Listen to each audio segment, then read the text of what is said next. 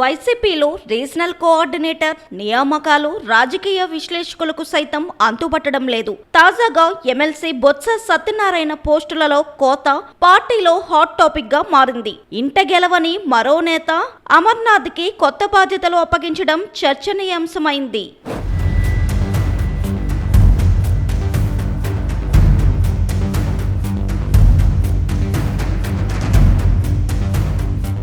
ఉత్తరాంధ్రలో వైసీపీకి సంబంధించినంత వరకు టైగర్ గా చెప్పుకునే బొత్స గత ఎన్నికల్లో ఓటమి తరువాత మాజీ సీఎం జగన్ ఆయనకు మంచి ప్రాధాన్యత ఇచ్చారు. పార్టీ వర్కింగ్ ప్రెసిడెంట్, ఎమ్మెల్సీ, ఉమ్మడి తూర్పు పశ్చిమ గోదావరి జిల్లాల రీజనల్ కోఆర్డినేటర్ గా పట్టం గట్టారు. ఇటీవల బొత్స అనారోగ్యానికి గురి కావడం తెలిసిందే. ఈ నేపథ్యంలో బొత్సను పశ్చిమ గోదావరి జిల్లా బాధ్యతల నుంచి తప్పించడం పార్టీలో విస్తృతంగా చర్చకు దారితీస్తుంది. బొత్స వంటి సీనియర్ సేవలు ఉత్తరాంధ్ర జిల్లాలకే వినియోగించాలని కార్యకర్తల డిమాండ్గా ఉంది.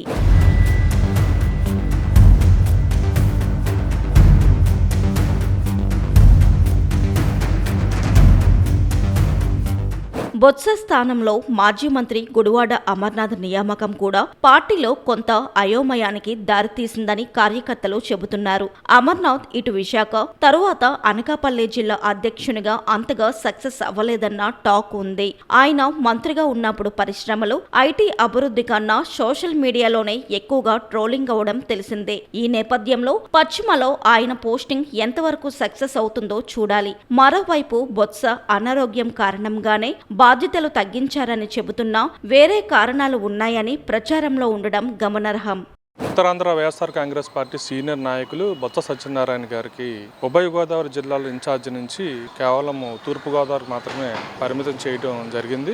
ఏదైనప్పటికీ కూడా బొత్స సత్యనారాయణ గారికి దివంగత నేత రాజశేఖర రెడ్డి గారితో పాటు ఉన్నటువంటి అనుబంధం కావచ్చు, ప్రస్తుతం ఆయన శాసనమండలి ప్రతిపక్ష నాయకుడిగా ఆయన పోషిస్తున్నటువంటి కీలక పాత్ర కావచ్చు, వారి సీనియారిటీ, వారి ఎక్స్పీరియన్స్, ఆయన ఆరోగ్యము, ఆయన వయసు అన్ని దృష్టిలో పెట్టుకొని బొత్స సత్యనారాయణ గారు ఉత్తరాంధ్రకి చెందినటువంటి వ్యక్తి కాబట్టి ప్రతి ఒక్క నాయకుడితో కూడా అవినాభావ సంబంధం ఉంది. 3 జిల్లాల్లో కూడా ఆయనకి తెలియనటువంటి నాయకులు ఎవరు లేరు. అటువంటి నాయకుడిని ఈ ఉత్తరాంధ్ర 3 జిల్లాలకి ఇన్ఛార్జిగా ప్రకటిస్తే గనక రాబోయే కాలంలో మా వైఎస్ఆర్ కాంగ్రెస్ పార్టీ కూడా కొత్త పంతులు తొక్కే అవకాశం ఉంది. వారికి కూడా ఆరోగ్య రీత్యా స్థానికంగా ఇక్కడ రాజకీయ నాయకులతోనే రాజకీయ కార్యక్రమాలు కావచ్చు, ప్రజల పక్షాన పోరాటం కావచ్చు, ఇవన్నీ కూడా చేయడానికి సముచితంగా ఉంటుందని ఈ విధంగా గౌరవ ప్రతిపక్ష నాయకులు జగన్మోహన్ రెడ్డి గారు, మా పార్టీ అధినేత ఆయన నిర్ణయం తీసుకుంటే కనుక ఉత్తరాంధ్ర ప్రజలందరూ కూడా హర్షిస్తారని చెప్పి ప్రత్యేకంగా వైఎస్ఆర్ కాంగ్రెస్ పార్టీ క్యాడర్ కూడా అదే ఆలోచనతో ఉంది. దీన్ని కొంచెం పరిగణలోకి తీసుకోవాలని చెప్పి గౌరవ మాజీ ముఖ్యమంత్రి జగన్మోహన్ రెడ్డి గారిని కోరుతున్నాను.